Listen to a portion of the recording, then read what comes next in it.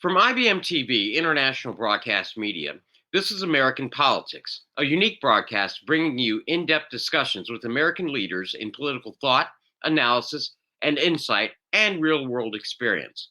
Without any agenda or a traditional gotcha journalism, I invite the audience, to share a conversation with our guest. I'm Bill Trezevant, your host. Our guest today is Jeff Teichert.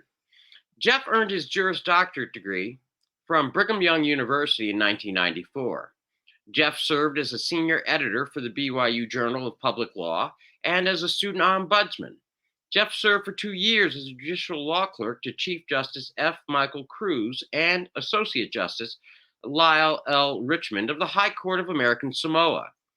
Jeff later practiced law as a senior associate at the Bud Fallon Law Offices and participated in a number of high-profile public land cases, including filing briefs in the United States Court of Appeals for the 10th Circuit and the United States Supreme Court in Public Lands Council versus Babbitt. Jeff entered George Washington University Law School to pursue a Master's of Laws, emphasizing English and early American legal history and environmental law, eventually graduating with the highest honors. In 2001, Jeff founded Teichert Law Office in Bellingham, Washington. His work included filing a brief on the winning side in the landmark United States Supreme Court case, District of Columbia versus Heller, which interpreted the Second Amendment of the United States Constitution as protecting an individual's right to keep and bear arms. In 2006, Jeff was a candidate for the Washington Court of Appeals. Today, Jeff practices law in the state of Utah and is a regular guest of IBM TV show, The Lawyer's Den. And with that, let us welcome Jeff. Jeff, how are you today? I'm good. Thank you, Bill. Thanks for having me. Okay. How was your day? Pretty good? It's been all right. Okay. It's been all right. How about you? Good. As always, another productive day. But I always look and have the best times when I have a chance to speak with very interesting individuals like you here on American Politics. So I'm honored, and we're pleased that you have taken the time with us here today. Can you tell us a little bit more about yourself, perhaps something that I've missed or did not cover in your introduction?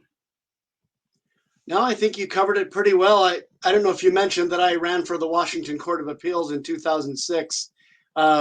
That's another little star on my resume, although I didn't win. I had a chance to get out and talk about the Constitution and my originalist philosophy, so that was fun.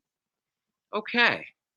All right. Now, I noticed you're currently in Utah right now, right? I am. And I noticed that there's a bust behind you. Could you tell me about that? Who is that, and is there a story with it? There definitely is. George Washington, as you know, was America's first president, the general that helped win our independence, and America's first big media superhero, first big celebrity, if you will. And as a result, every portrait painter in America and even some abroad wanted to paint his portrait. And he got really tired of sitting for portraits. And so one of the artists decided that the way around this was to have the general create a life mask, a cast of his face, and then loan that out to various artists that wanted to get a good idea of what he looked like. And there's an artist in our time that got a hold of one of the casts of the general's face and used that to make copies, and then he put the hair and the eyes and the clothing on the life mask to make a bust out of it. So I'm an admirer of General Washington, and so I enjoy having that in my office. That is simply amazing. I think I'd known the stories. I think with the life masks, particularly with Lincoln, I didn't know George Washington did that as well. That's very interesting. Yeah. So, currently you practice law. Do you practice in any particular areas that you of interest or pursue? Well, I'm mostly a business lawyer, and that's about half litigation and about half transactional.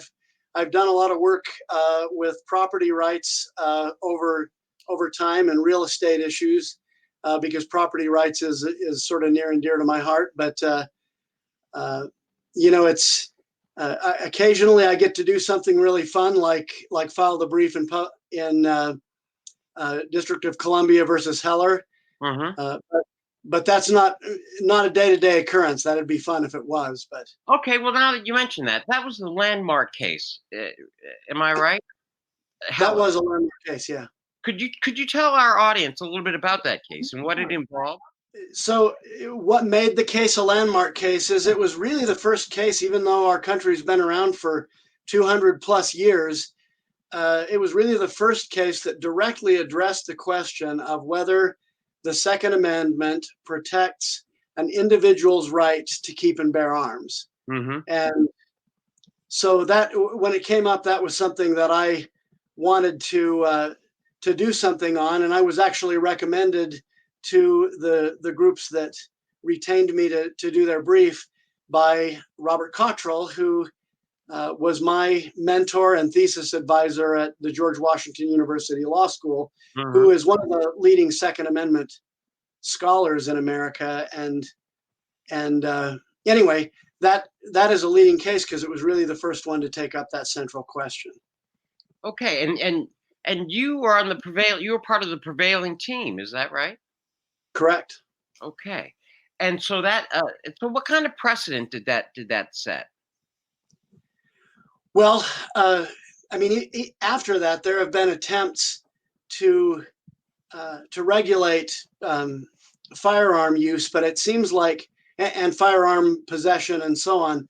But I think that the mainstream of legal thought in America has mostly moved to the position that, okay, this is a part of the Constitution, and the real question is how far you can go in regulating it.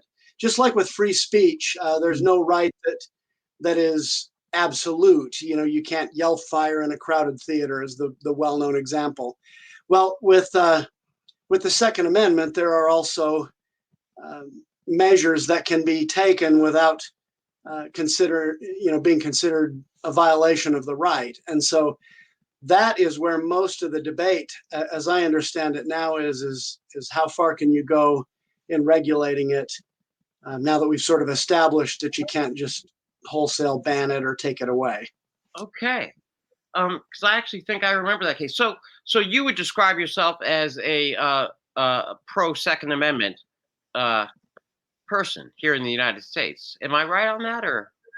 Yeah, pro Constitution period in my overall view, but certainly pro Second Amendment.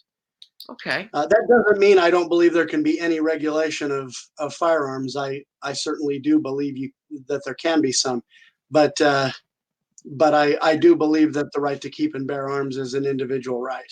Okay. Well, if I could just kind of discuss that or just kind of flesh that out a bit. Obviously, the Second Amendment has been a hot issue for quite some time here in the United States, particularly in the electorate. And it seems as if the debate always is simplistically boiled down to, on the one side, I want to have any kind of gun I want, and on the other side, they say you can't have anything that you want because you're not the United States government, and then therein lies the fight.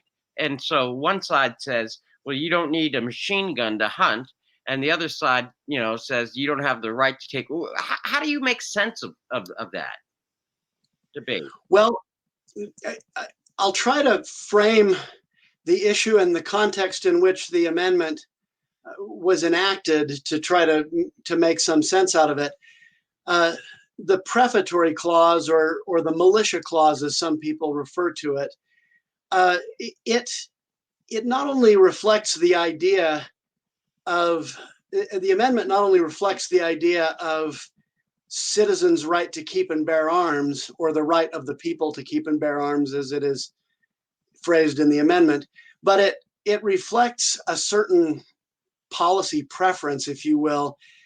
The founders were very suspicious of standing armies, and in fact, were very suspicious even of things like professional police forces. Mm-hmm. England and the continental nations were very different on these issues. The very first police department that existed in England, they were called, how they're called bobbies in England. Mm-hmm. Well, Sir Robert Peel created it in the time of Queen Victoria, when London already had more than 1 million people. And the traditional English position and their reluctance to have a professional police force was, we're free Englishmen. We don't need a bunch of French inspectors running around spying on everyone. Mm-hmm. And the idea of a well-regulated militia was the sense that we want Minutemen like we had at the beginning of the American Revolution. We want citizen soldiers. We don't necessarily want a great, big, heavily armed special interest group Mm-hmm. that has the power to enforce its will on the rest of the population. And that was their fear of standing armies. If you notice, they're much less concerned about navies. And you find that in the language of in the body of the Constitution about creating armies and navies. The reason for that is obvious. A navy doesn't come ashore and occupy cities and things like that. Mm-hmm. So the idea, the root begins with this idea that we want citizen soldiers. We prefer that over standing armies. There's actually a great book about this by a former Democrat presidential candidate, Gary Hart, where he called Minutemen, and he talked about this debate over what direction the military takes is really about who we are. Okay. Do we want to have citizen soldiers who are broadly representative of the population, or do we want, a professional army? And his view was we want the former. Having said that, back in the day, every able-bodied male basically that could carry a gun was part of the militia. It was considered a citizen army, a citizen police force, if you will. And so that's kind of the organic mass out of which the Second Amendment grew. And there is the sense that if we ever needed to change our government, like the Declaration of Independence says, if a government becomes destructive of life, protecting life, liberty, and property, and governing by the voice of the people, that it is the right of the people to alter or abolish it. And so having a heavily armed citizenry is part of maintaining a free nation. Now, in terms of how does all that history translated to play out today? Machine guns, and because we have the school massacres on the one hand, we have the mass shootings, we have the advent of 50-round or 100-round clips. I mean, so it can be overwhelming. And I think 95% of the people out there would say there is something between you have the right to keep and bear nuclear weapons in your basement and that you have the right to a pea shooter, on the other end of the spectrum. The way the courts have tended to interpret this, and I agree to the extent that you can determine this, is the counterparts of the original of the weapons of a militiaman in the founding era are acceptable now. So someone sets up an artillery gun in their backyard, that's probably not going to fly. But a rifle or a pistol probably will. And exactly how you draw those lines is tough to say, but I believe that's where the debate is, though. Now, I think that's where it's headed. Okay. Then, so you would come in, and so you wouldn't necessarily be opposed to reasonable restrictions, but of course, reasonable is depending on how you're looking at it. Isn't that right, Jeff? Certainly, reasonable is in the eye of the beholder, and I agree with 80 some odd % of Americans who believe in keeping guns out of the hands of violent felons and people with mental health issues that may make them a danger to themselves and others, those kinds of restrictions, as well as Mm-hmm. I think you can have the kind of gun that you would need to serve as a member of the National Guard or something like that, but I don't I don't know that I'd be in favor of letting someone have a machine gun in their basement, and I don't know too many people who are for that, but I know there are some. Okay, fair enough. And what I'd like to do is I'd like to pivot and perhaps ask you about a different subject of that's garnered a great deal of attention. And again, there's this divide in the United States, at least in the electorate, and that's on the issue of our current economic foreign policy and matters of trade. Um, for the longest time, the United States has been, well, post World War II, we were part of the leading nations or the lead nation seeking globalization and integration of the world. But obviously, with the advent of the Trump administration, we've taken a decidedly different turn. Some would say isolationist, some would say, would describe it differently. But certainly, it's not where we were once headed. And then obviously with the trade war with China, and then alternatively having the disagreement with our own allies. What's your take on America's current position with regard to our foreign trade policy? Yeah, I think that is a fascinating issue. I didn't mention before the program, but in 2017, November 2017, I went to China Hmm. on as part of a business and trade delegation from Utah. And we met with business and political leaders in 4 large cities in China. Fascinating trip, just getting an idea of what the Chinese are trying to do. And incidentally, we were there during President Trump's visit, Oh, okay. so lots of people were talking about that over there. As I see the shift into Trumpism, for lack of a better word, I see the genesis of this kind of back in 1992. George Bush was running for re-election. He was very much defining an internationalist role for the United States. He had kicked Noriega out of Panama. He had gone to the Middle East and kicked Saddam Hussein out of Kuwait, and had a much, in the wake of the Cold War being over, he asserted a much more strong position for the United States globally. And he was challenged, primaried in his own party, by Pat Buchanan. Yes, I remember that. Right. And Pat Buchanan was going around preaching what is now Trumpism, pretty much.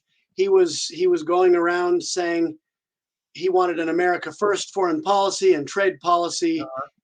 And he wrote a book called A Republic, Not an Empire, where he said that he saw the United States developing imperial overstretch, that our forces were spread too thin, that our military was too expensive, that it was going to bankrupt the country, trying to police the world and getting in wars that were none of our business. And then that he wanted more protectionist trade policies. And one of the arguments, as I recall, was if we're relying on Middle Eastern oil all the time, and that's the lifeblood of our economy, we're always at risk of having to go to war to protect it, at which we historically have done a lot of since since the first Iraq War under George Bush. You're absolutely right. And so, No, actually, if I could, because I just want to trace Buchanan through it a little deeper, because Buchanan, as I'm sure you know, was a speechwriter for Nixon. And so a lot, correct. that's right. And then Buchanan also later served, I believe, in the Reagan White House. And Right. that's right. And he also so Buchanan had been developing these America First themes going all the way back to Nixon. So from 68, essentially moving forward. Okay. Correct. Okay. Yeah, and I think Buchanan, he even spoke about this some when he was a speechwriter for Reagan, and they didn't necessarily see eye to eye on all of that. Mm-hmm. But I think one thing that has been persuasive to a lot of people about the Trump message, Uh-huh. and this is going all the way back to the time that Pat Buchanan started Mm-hmm. preaching it, is that there are certain industries that we have to be able to deal with domestically without emergency improvisation, Mm-hmm. and that included things like food and oil, and uh, we've seen these fluctuations in oil prices, for example, where and I worked in the oil business for a short time, but every time uh, we start to produce enough to be energy independent, the Saudis turn on the spigot Right. and flood the world market with oil, and then prices go through the floor, and everybody's happy about it. But the problem is people stop investing in the domestic oil industry, and and uh, and the Saudis, as soon as we've shut our domestic production down, they turn off the spigot again, and prices go through the roof, and they make a lot of money. Mm-hmm. And so, I've been advocating that we need a tariff on OPEC every time they let the price go below a certain level, because if it's no longer profitable for U.S. companies to produce domestically, and because of fracking, it's more expensive here in the U.S. to produce than over there, that we need to maintain a certain level of production for national security reasons. Oh, And well, I mean, if I may, and I certainly understand that, and that obviously we refill our strategic petroleum reserves whenever the spigot is on and the gas is cheap to fill up our stuff before we tap into our domestic items. However, I guess my question for you then is, um, if you believe at least tariffs would be effective with regard to OPEC, one, why hasn't the Trump administration turned its attention to that area, and or why is it that the Trump administration's foreign economic policy has sought to rely so heavily on tariffs versus China? It seems to me, I mean, do you believe that the tariffs towards China are appropriate, or what is your view on those first? well, my understanding of that is that the Trump administration, and going all the way back to Buchanan, looked at Right. nickel an hour labor in China, and U.S. companies like Nike taking factories overseas and producing for far less, and then selling in our market, and making a huge margin. Hmm. That was costing us U.S. jobs. Now you can argue on the other side that it was also reducing the price of consumer goods for Americans. So you know you're going to rob Peter to pay Paul. Either way you decide. I don't think there's a perfect solution, but I believe that Trump thought that the Chinese got too easy access to our markets when they weren't being competitive with us on what they paid their workers and environmental policies, and that they were taking a lot of shortcuts that our laws would not allow us to take, and that it had reduced America's manufacturing capacity. And I think his approach to that was, we need to revive American manufacturing, and of course that was the traditional Democratic. Ironically, that was the traditional Democratic approach prior to Bill Clinton, and Clinton kind of joined the Republicans on that when he passed NAFTA, That's and became a much more multilateral oriented okay. president.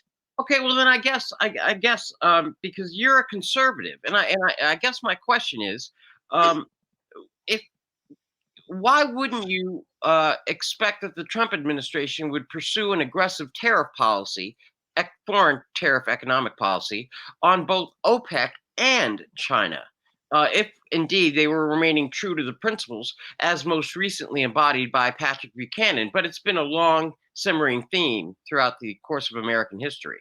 But why wouldn't the Trump administration do both? And are you Well, dissatisfied as a conservative that he hasn't?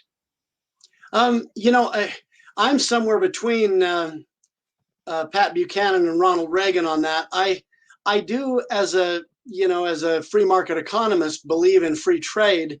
I also believe, though, that you're comparing apples and oranges when you look at disparate systems of environmental policy and labor policy and other things in different countries. Mhm. And so I think that's an issue that has to be addressed if you're really going to have free trade. Is are you going to have fair trade too? Um, and my belief is you try to have free trade, but you want to make it fair, and and you don't want to encourage American manufacturing to go overseas.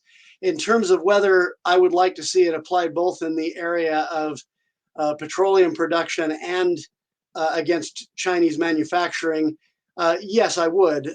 Like I said, with petroleum, I would look at what the cost is per barrel that allows us to make a profit Mhm. and stay in business in the U.S. And I would make sure the price is supported at that level. And it may make oil a little more expensive in during certain periods, but I think we would avoid the boom and bust cycles that we're always subject to now. Mm. So I would like to see that addressed. Okay. Okay.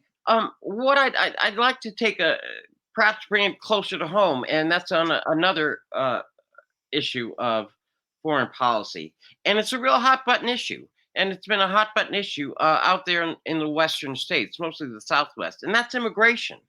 Um, it's it's really an intractable problem that both parties have been trying to deal with for quite some time. I guess well, the Trump administration has put a particular focus in on it, from building the wall to the immigration policies and separating uh, families and the usage of ICE and the well, that is just a whole nother area. How are you looking at it in terms of whether the Trump administration is on the right side, or how do you look at it from your point of view? Well, I mean, I believe if we don't have boundaries, we don't have a country. Hmm. So I begin there. Um, Personally, I think that a lot of immigrants, even in the last, half century or whatever, have done a lot for our country, and I'm not for closing the borders. But I think as a country, we have a right to know who's coming into our country and what they're doing here. And so that's, I guess, where I begin this. Um, I have some mixed feelings about what the policy ought to be. For one thing, though, I believe we need a guest worker program, and I give this example. My uncle had a farm in Sanpete County, Utah, Hmm. before he passed away at a fairly young age, 60 years old. But he had a farm all of his life, and he hired someone who would come up from Mexico every summer as a guest worker, and he went back every winter to Mexico and would spend his money. Finally, he moved his family here to the United States. His kids have all been raised here. They all speak English. They all have graduated from American high schools and some of them colleges. And, they're, in my mind, as American as you or me. Hmm. And I think, number one, we need a guest worker program. Um, we're not finding Americans to fill certain jobs like, picking vegetables in the San Joaquin Valley. Hmm. Uh, and some of those, we've got crops rotting in the field in some places. There are people coming in that will willingly fill those jobs that many Americans will not do. And I think they serve a useful purpose. And then there are people who have a plan that want to come here and make a better life, and they have ideas about what they would like to do, whether it's study at a college or start a business or whatever, that I hope we'll have an opportunity to do that. So I believe in legal immigration, but I also believe we have a chance. We have a responsibility to see who's coming here and what they're doing. I think personally the process takes way too long, and I haven't done a lot of immigration law, Hmm. but a couple of problems I've seen. One is I did a few immigration cases when I was practicing in Provo, Utah, a few years ago, and I had a lot of people come in and say, I want to become legal. And how long have you been here? Well, I was 3 years old when my parents brought me here. DACA. And right, and do you even speak Spanish? No, Mm-hmm. they graduated from American schools, and because of somebody else's breaking the law, they grew up here. Mm-hmm. And I've actually heard people say, well, they can still go back. I don't know. I think it would be inhumane to take a kid that has grown up here, that only speaks English, that is really been marinated in our culture here, and drop them off on the streets of Tijuana and say good luck. I Okay. just don't believe that. Okay. So Well, let me ask you, Jeff, because this is what's really perplexing. Um, right now, the message that the American public gets is that the view of a conservative or a Republican or Republican conservative, you're part of the party, is that it's send them all, throw them all out, and that's not what I hear from you. And is it first? I want to ask: do you think it's just the miscasting, intentionally or otherwise, of the mainstream media that is skewing the views of your party, or is it that the majority of your party shares different views than you on this issue? Because it sounds to me like you're willing to take a reasonable approach, because at least on DACA. What are your thoughts, Jeff? uh, yeah, I mean, at least in a broad sense, I am for the dreamers. I think if they came here and it was no fault of their own that they came here illegally, uh, they didn't break any of our laws. They didn't have any intention to. It was really their parents or whoever. And ironically, in some cases, I met people who their parents had somehow found a way to get legal and had never gotten their kids legal. Mm-hmm. And so the ones who had committed the offenses were fine. And the person who came here when they were 4 years old was being threatened with to be sent back to Mexico. Mm-hmm. And I like I say, I'm not okay with that. I also have a brother-in-law who is from Ethiopia, and I visited him over there a couple of years ago and helped him actually work on his immigration papers. Well, he's married to an American. He'd already been admitted to an American college and was well qualified to be in college. And um, it took him 2 years to get his spouse visa. Mm. It seems to me like if you're married to an American citizen and you were admitted to an American college, that ought to be pretty quick and easy. I mean, I know they look into things and make sure you're not, that it's a real marriage and you're not faking it and things like that. But really, 2 years? It's no wonder people are trying to come in illegally because they get tired of waiting and their whole life is on hold while they're waiting. And so like I said, I think we want to know who's coming in and what they're doing here. And we may want to have certain limitations on how many people we let in. But I believe it's a reasonable position. I think for those who are qualified, we need to make the process easier and more streamlined, um, So and not have these long waiting periods. okay, so then, are you currently disappointed? Are you disappointed or disaffected, or just? I mean, how do you feel about how the Trump administration has been operating on this point of immigration so far? Well, I mean, for me, it's mixed. I know I've talked to immigration attorneys who do this day in and day out that say that it's gotten a lot tougher to get a visa since Trump came into office. Hmm. I'm not for that. I am glad, though, that he seems to have curbed the tide of illegal immigration some.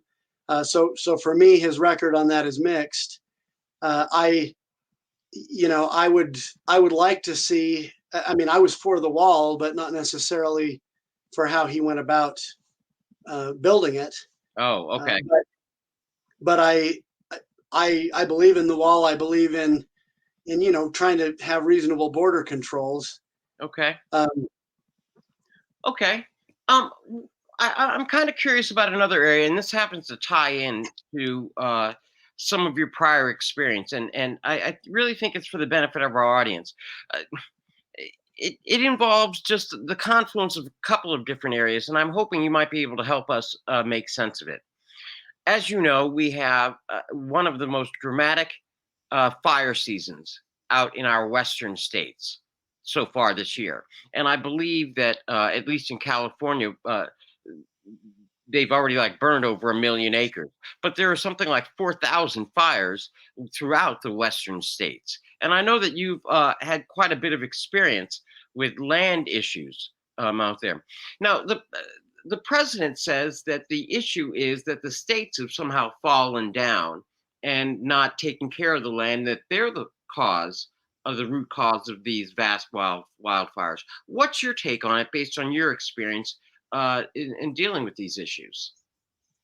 well, that's an interesting question. And boy, you could go into a lot more detail than we have time to today, but I can Mhm. tell you this. I represented a lot of livestock operations, ranches, and farms who have operations on federal land. And Mhm. oftentimes, when land was being taken out of production, they were worried that the cattle were overgrazing a particular parcel. And sometimes we would make a fire argument saying that, you're going to have catastrophic wildfires if you don't allow the understory to be grazed and reduce the fuel load. And we always got laughed out of the courtroom whenever we would make that argument. However, Yeah, I actually, heard a presentation. no, I'm sorry, Jeff. I didn't mean to interrupt, except for purposes of our audience, when you were making those legal arguments, were you making those arguments against the state or were you making those arguments against the federal government? Oh, against the federal government, certainly the Forest Service and the Bureau of Land Management. Okay. And So the states had the states were not in control of how to deal with the land. It was rather the federal government that was opposed to the grazing of the underbrush. Do I have that correctly? yeah, I mean, there's a lot of state lands that I'm sure are impacted too. But like here in Utah, 62% of the land is federal. In Alaska, it's like 80 some percent. Nevada, it's very high like that too. Uh-huh. So I mean, in the 16 contiguous western states, in almost all of those states, not counting Washington and maybe one or two others, but in the western states, the federal government is the landlord. Mm. And so, yeah, they've got the lion's share of the responsibility for managing that. And um, I think I was going to mention there, I saw a presentation once by Dr. Garrett, who was in the Babbitt Interior Department. Oh, okay. And he talked about this problem, and he looked specifically at the Apache Sitgraves National Forest. And and in his view, he said that they'd been able to take old photographs and go back and photograph the same places later. And from the best they could calculate in the Apache Sitgraves National Forest, in pre-European times, there was about 30 trees per acre. Hmm. And since then, now, or at least when I heard him give the presentation, which was close to 20 years ago, but there were close to 600 trees per acre. Wow. So a massive increase in the fuel load. But what explains that? What explains it is that Smokey the Bear, we've been fighting forest fires for well over a century Hmm. now, Hmm. and fire was part of the natural ecosystem. You'd get a lightning strike or something, and it would burn through an area in 3 or 4 hours. And it would burn out the new trees before they got started. It would burn out a lot of the underbrush. But it was a fast moving enough fire that the bark on the trees would protect them, the trees that were established. Hmm. Well, it's a whole different thing when that thing is loaded up with fuel. That fire can burn for 3 or 4 days. The sap in the trees boils and it kills them all the way down to the roots. And you got a wasteland after that's over. And so I don't believe we're ever going to just, stop fighting fires and just let it rip when there's, homes, farms, all kinds of other human settlements throughout the West. I don't think going back to the traditional fire regimen or the historic fire regimen is going to work. But we have to do something about the fuel loading, and that Okay. involves livestock grazing, commercial thinning for Uh-huh. pulp and paper, and Except, a mixture of those kinds of activities. no, I certainly hear that, and normally that would be the Republican or conservative position. Obviously, it would not necessarily be the position of the Sierra Club. However, what I'm curious about is that, if I heard you correctly, that it's the Bureau of Land Management, or BLM, and the National Forest Service that which are federal agencies, that are the ones that are responsible for making these decisions. And so when I hear President Trump criticizing the management of the lands, really that's his own administration, not It, putting in place the policies that you're talking about. Am I right on that, or do I have that wrong? partly right and partly wrong. Okay. You're certainly right that he's in charge of the federal government and he can go in and create new policies. Uh, in his defense, I would say that we've been pursuing the policies that are in place for a long time. Now, why would they, for example, take Dr. Garrett's Apache Sitgraves Forest again? Why were all of the environmental groups up in arms about going in and commercial thinning, controlled burning, and other things to reduce the fuel loads? Well, the Mexican spotted owl was the primary concern. Mhm. Now in Oregon, the spotted owl is the primary concern, and look at the tragic fires. How much spotted owl habitat has been destroyed by the fires up there this summer?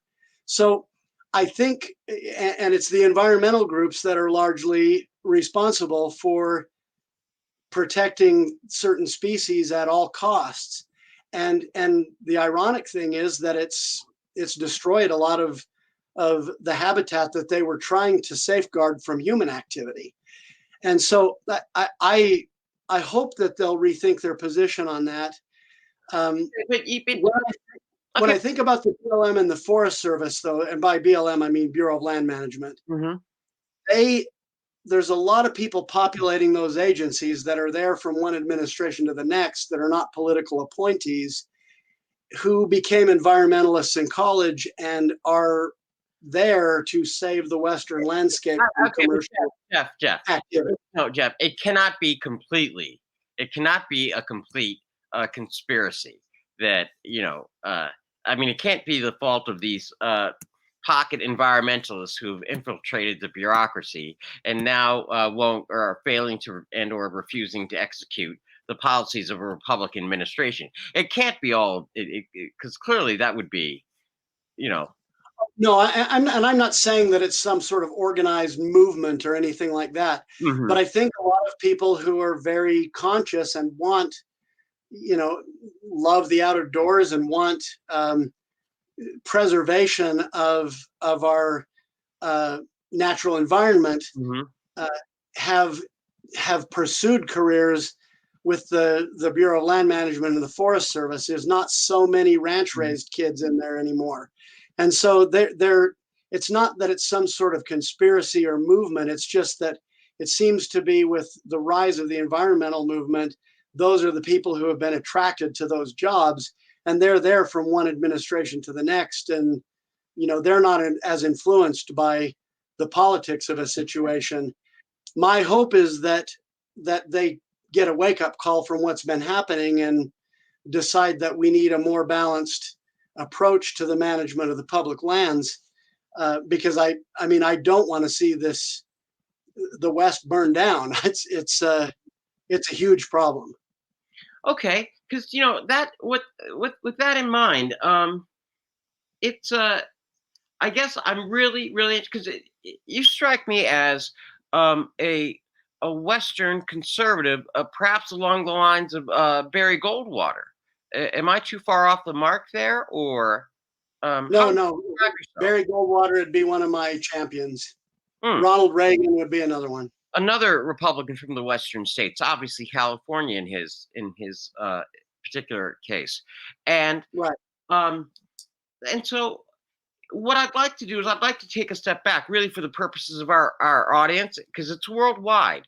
Um, I guess what the rest of the world hears, and also what we hear to an extent here within domestically within the United States, it's this. It's almost a caricature of a conservative and or a caricature of a Republican and conservative, and that it's almost monolithic, and it's either religious right or just all of these really extreme kinds of positions. What I'd like to do is I'd like you just to kind of share how the American electorate looks from your vantage point as a Western uh, Republican conservative, perhaps out of what many people say is the father of the modern conservative movement, which was Barry Goldwater in 1964, and his book, The Conscience of a Conservative, with that kind of libertarian aspect or school of thought. Can you help us make sense of how you look at the American uh, populace that is not a caricature that we see on television, one that just with long noses and evil people? Well, yeah, I mean, I'll do my best. Okay. I remember hearing James Carville say once that if Ronald Reagan was the messiah of the conservative movement, Barry Goldwater was John the Baptist. I think you could say too that if Pat Buchanan or if Donald Trump was the messiah for America first, Pat Buchanan was John the Baptist. Right. Okay. And I think the shift began back in '92 with Buchanan running a credible, although unsuccessful, campaign for the presidency, Hmm. and then eventually, Ross Perot came in and made a very strong showing on the same ideas in Hmm. the general election. So I guess I would look at it in terms of the shifting electorate. The three legs of the stool, as I understand it, in terms of getting Reagan elected, were the cultural and religious conservatives, the economic free market conservatives, and what was the third leg? Oh, um, well, the anti-communists. yeah. Yeah. And I think that Reagan had a way of talking even to, say, the Rust Belt, all the older New Deal Democrat type people, Right. the union people, that they kind of thought Reagan was their guy. And I think we've seen shifts. I mean, Reagan was from California back when California was voting for Republicans. I mean, Richard Nixon before him, George Duke Majan after him. But I think there's been a demographic shift, partly due to immigration in California, Hmm. that has made it almost impossible for a small government conservative to win there.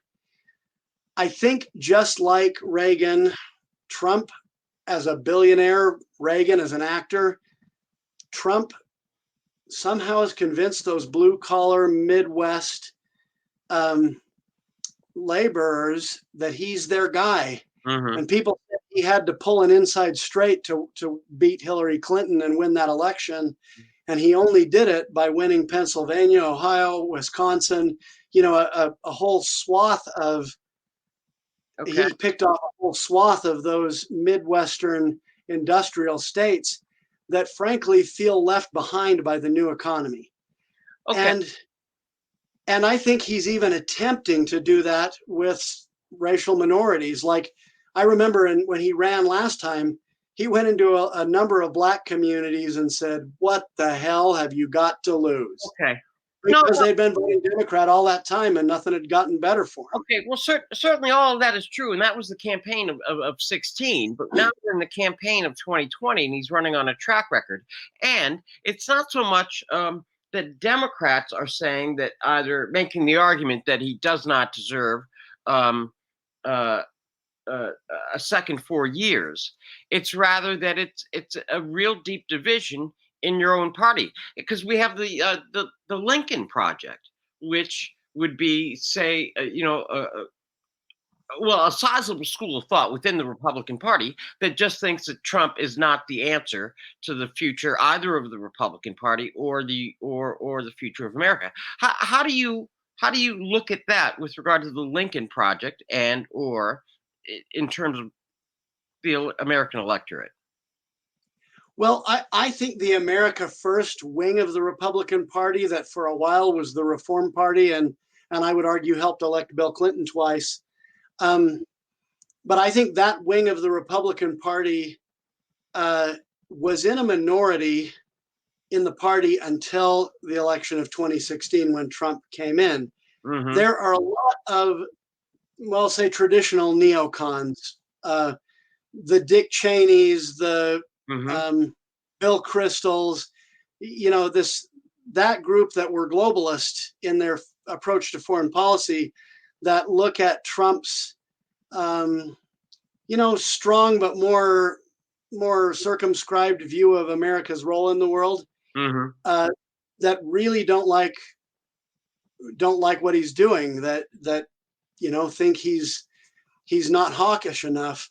I think you also see that with the free traders, because I mean Reagan was a big free trader, and that was the traditional position of the Republican Party. And I think Trump has come in and adopted the Hubert Humphrey policy on that. Hmm.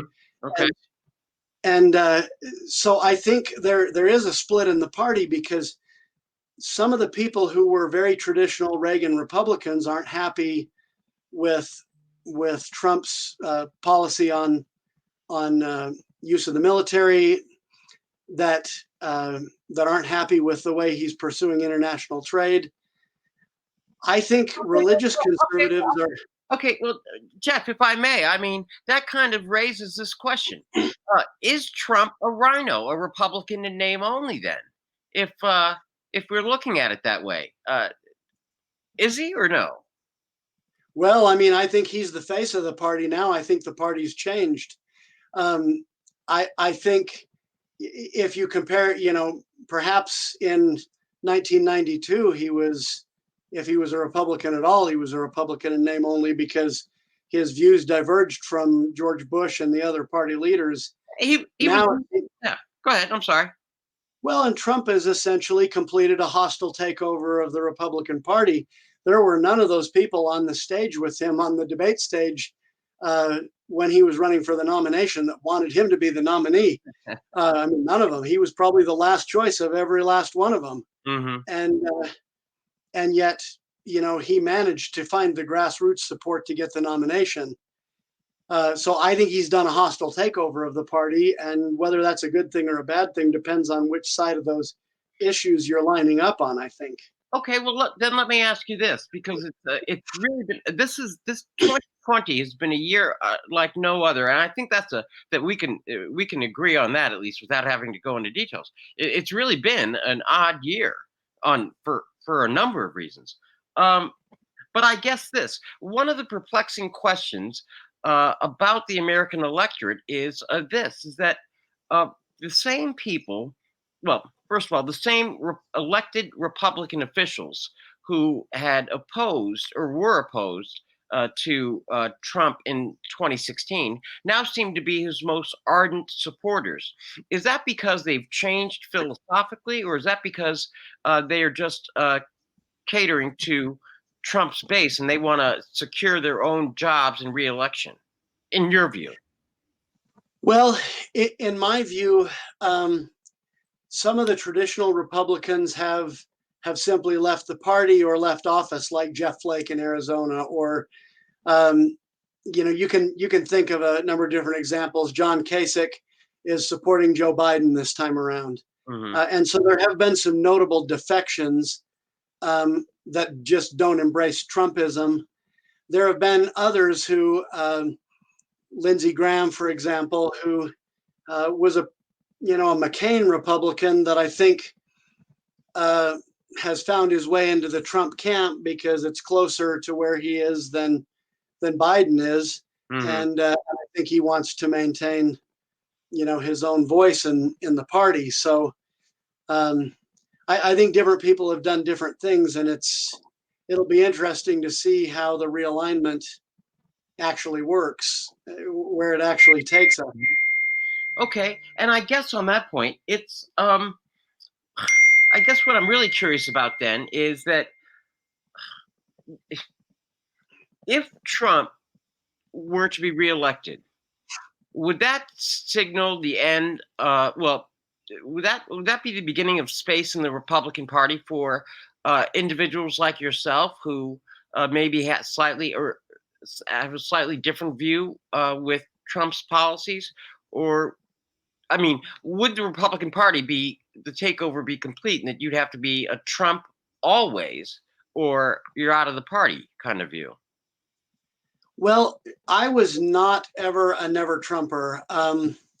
Although he was not my first choice, I wanted Ted Cruz.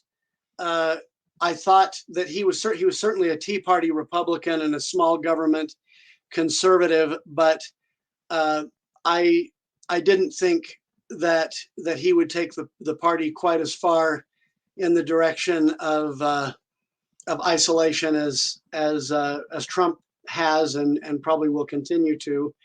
I did feel like we needed to go further in that direction than we had, and in that respect, I liked Rand Paul too. Okay, but Um, will there be room for you in the party if Trump is reelected? I think so.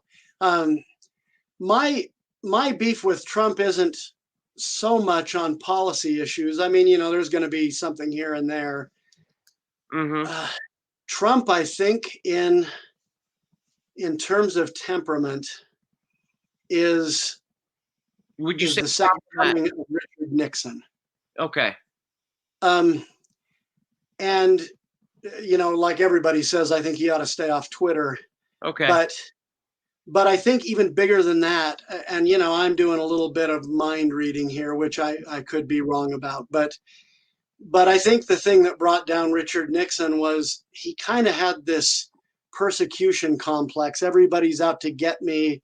The Mhm. Kennedys are out to get me, and I think that's really what led to a lot of the spying and enemies lists and things like that that ultimately brought down a presidency that had achieved quite a lot in terms of opening China and ending the Vietnam War and go down the list. Okay. And I kind of see Trump a little bit the same way. Like he's a doer. He has these big ideas, and yet he's undermined all the time because he says some nasty thing to somebody that grabs the headline.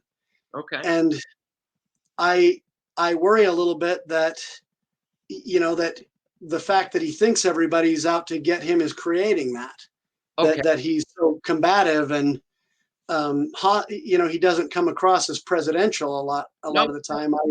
No. I didn't enjoy the debate the other night from either Biden or Trump. I thought they were both awful, but No. No. um, I certainly understand that. I Yeah, I did have one other question, but I know that we're running out of time. okay.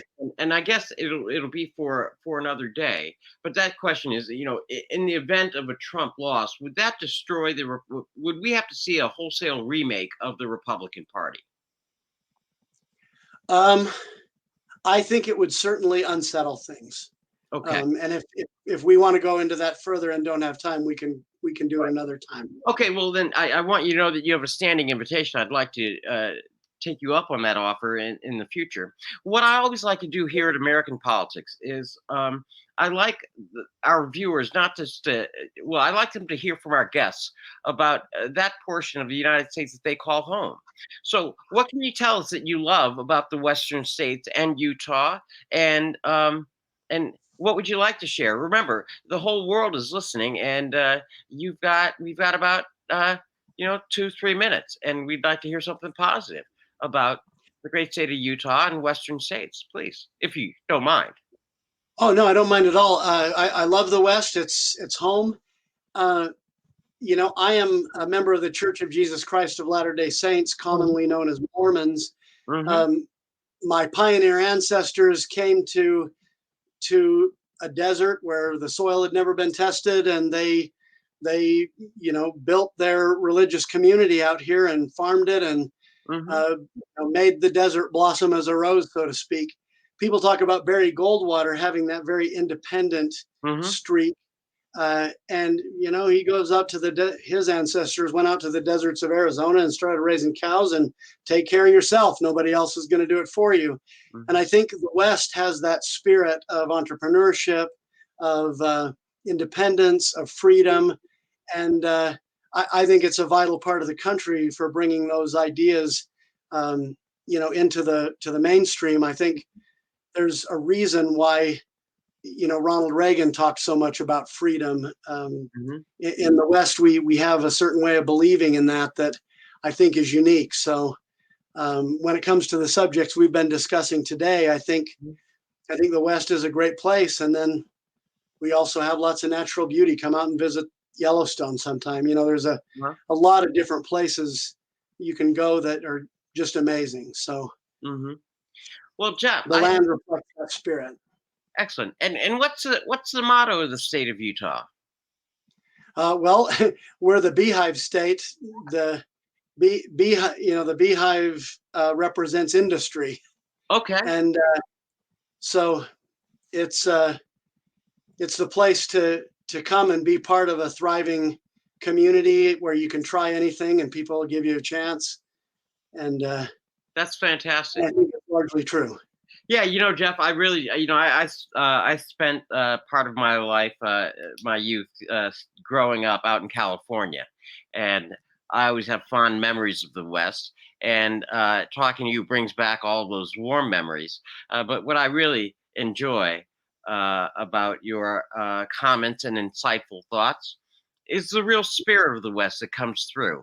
It's not a necessarily hinged on a do or die kind of spirit attached to an immovable kind of ideology. It's more of a common sense and a look at things underpinned by strong values.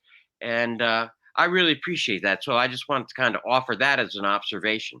And you're right. I appreciate those There must, thoughts. there must be something either in the soil or the water out there that keeps America going and keeps you going. I appreciate that. Okay. Well, Jeff, again, we are honored here at American Politics, and I want to thank you on behalf of our audience here at IBM TV for the time that you have spent with us this evening. And I look forward to discussing matters with you. And we'll see you again here on IBM TV over, I guess, on the Lawyer's Den, discussing the Supreme Court in particular in future days. Well, thanks for having me. I appreciate the opportunity. It was fun. Okay, well, I'm going to close this up and I will see you in a moment. Thank you again, Jeff Teichert. All right. Thank you. Okay, well, this brings to the close, well, brings to a close another edition of American Politics. It really is interesting that we have such a vast nation, and we are only merely scratching the surface of it when we speak to our guests. And each one of our guests represents decades of experience and differing viewpoints. And what I always find ennobling in doing these episodes and speaking with our guests is the simple fact that when we actually talk to each other here in the United States, our politics uh, are not as acrimonious as we might be led to believe from time to time, and that even those from different schools of thought can find common ground. And our guest this evening, Jeff, is another example of that. The spirit of the West, hailing from Utah, and an accomplished gentleman who really, at his core, just like everybody else here in the United States, loves the country and wants to leave it better than when he found it. So, for all of you who are joining us from all over the world, I want to thank you again. This has been another edition of American Politics. So, from IBM TV, International Broadcast Media, uh, broadcasting around the globe from dictatorships to democracies, I am Bill Trezevant, your host. So, good morning, good afternoon, and good night. Thank you.